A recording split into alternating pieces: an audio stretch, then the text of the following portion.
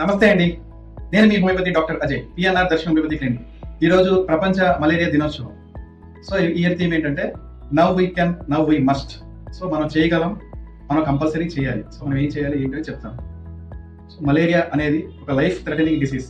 అంటే మనం ప్రాపర్గా ట్రీట్మెంట్ తీసుకోకపోతే చనిపోయేంత వరకు వెళ్ళే ప్రమాదం. ఎవ్రీ ఇయర్ 28 కోట్ల మంది ఈ మలేరియా వ్యాధి నుంచి సఫర్ అవుతారు. అందుట్లో ప్రపంచవ్యాప్తంగా 6 లక్షల మంది చనిపోతున్నారు ప్రతి సంవత్సరం.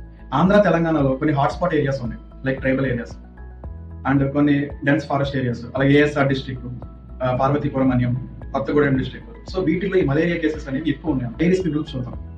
5 సంవత్సరాలు తక్కువ ఉన్న పిల్లల్లో ఎక్కువ మలేరియా వచ్చే అవకాశం ఉంది. అలాగే ప్రెగ్నెన్సీలో వచ్చిన వాళ్ళకి హై రిస్క్ అనమాట, వాళ్ళ పిల్లలకి ఈజీగా వస్తుంది. అలాగే ట్రావెలర్స్, ఇలా ఎండమిక్ ఏరియాస్కి ఇలాంటి మలేరియా ఎక్కువ ఉన్న ప్రాంతాలు ట్రావెల్ చేసినా వచ్చే అవకాశాలు ఎక్కువ ఉన్నాయి.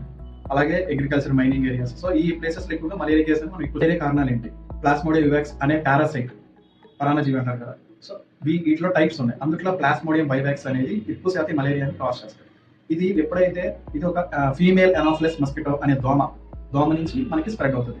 మలేరియా వచ్చిన ఆల్రెడీ ఒక పేషెంట్ దగ్గర దోమ కుట్టి మళ్ళీ అదే అక్కడి నుంచి ఒక హెల్తీ పర్సన్ దోమ కొడితే కనుక ఇలా డిసీజ్ మలేరియా అనేది ట్రాన్స్ఫర్ అవుతుంది. శానిటేషన్ సరిగ్గా లేని areas, drainage water free flowing లేని ఏరియాస్ లో, అలాగే చెరువులు, కాలువలు, డ్యామ్స్ ఉన్న ఏరియాస్, ఎక్కువ డెన్స్ ఫారెస్ట్, చెట్లు ఎక్కువ ఉన్న ఏరియాలో, స్టాగ్నెంట్ వాటర్ ఉన్న శానిటరీ. సో ఇవన్నీ రీజన్స్ అనమాట.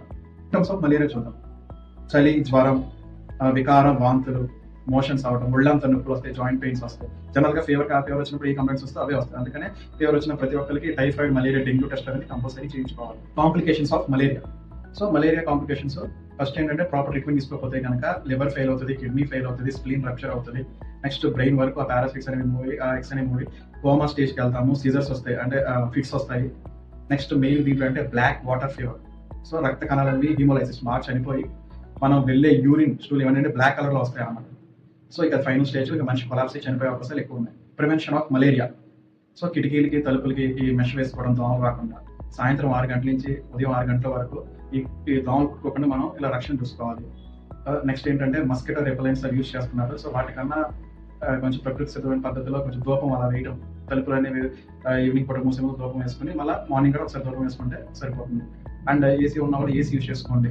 ఎక్కువ చల్లదనం ఉన్నా అక్కడ దోమలు ఉండవు. సో స్టాగ్నెంట్ వాటర్, చుట్టుపక్కల నీరు లేకుండా చూసుకోండి, చెత్త చెదరం లేకుండా చూసుకోండి. అండ్ మంచం మీద ఈ మస్కిటో బెడ్ నెట్స్ అంటారు కదా, అవి యూజ్ చేయడానికి ట్రై చేయండి. డ్రైనేజ్, శానిటేషన్, అలాగే లార్వా కిల్లింగ్ ఇన్సెక్టిసైడ్స్ అని వీళ్ళు గవర్నమెంట్ చాలా ప్రోగ్రామ్స్ అనేవి చేస్తుంది. వాటన్నిటికీ సపోర్ట్ చేయండి. Scope of homeopathy in malaria treatment.